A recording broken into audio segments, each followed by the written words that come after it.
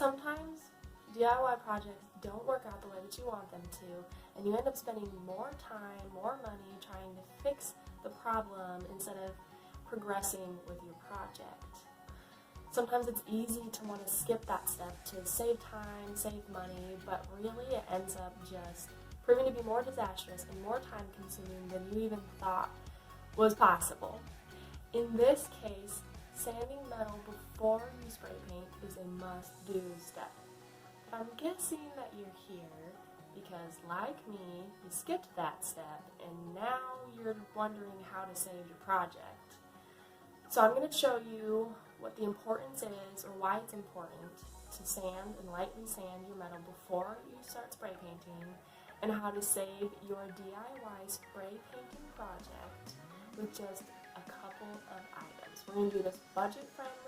We're going to make this as pain-free of a process that we can make it, and I'm going to show you how to save your project without ditching it.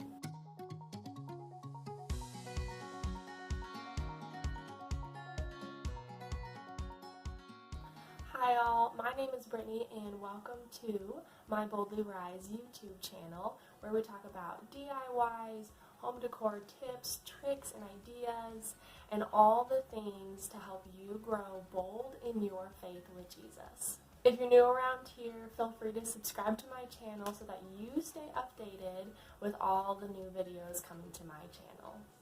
But today, you're going to learn how to fix your DIY spray painting on metal surfaces if you didn't sand first. Sanding is key to letting any kind of paint or stain adhere to the surface that you're working on, whether it be metal or wood or whatever it may be. But sanding, lightly sanding, is absolutely key to getting that paint to stick and stay without coming off.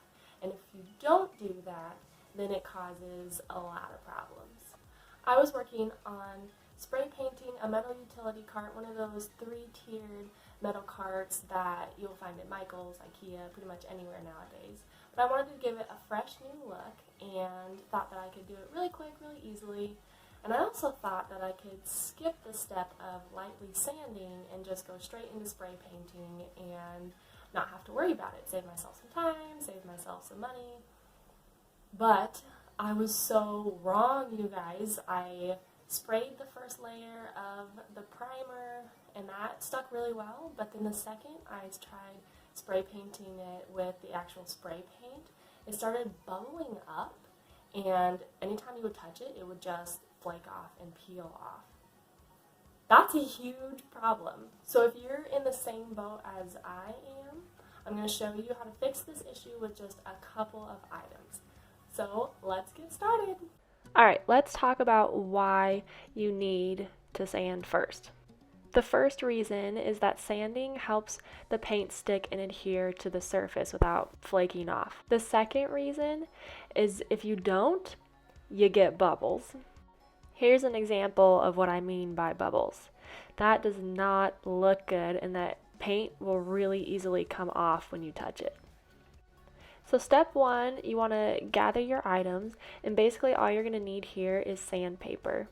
I'm using 60 grit sandpaper to get that first layer of paint off, and then I'm going to be using 220 grit sandpaper to smooth out those gritty 60 grit lines that you'll see when I start sanding.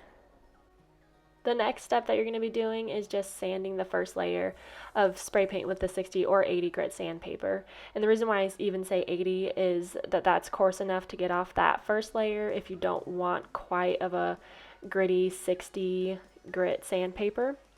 But the goal here is to get to a point where you can basically start over, because that's really the only thing that we can do at this point.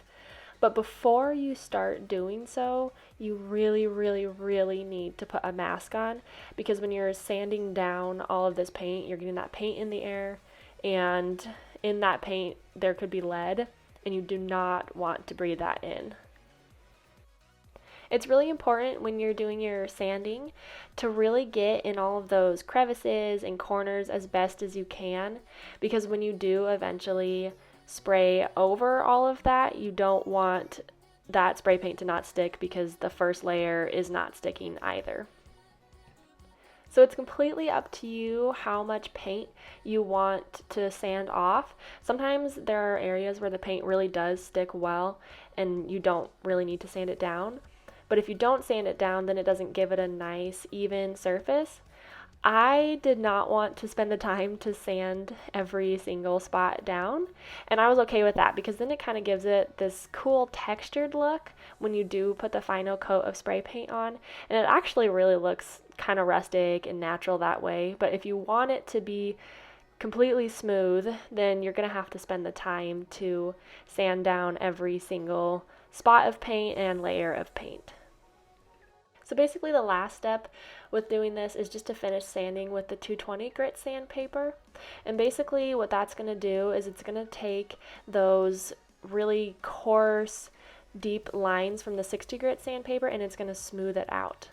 I will say that this is kind of a repetitive process where you're sanding with the 60 and then sanding with the 20 just to really make sure that you are making it smooth before you put that spray paint on, because when you do spray paint, you'll see all those lines if you don't use the 220.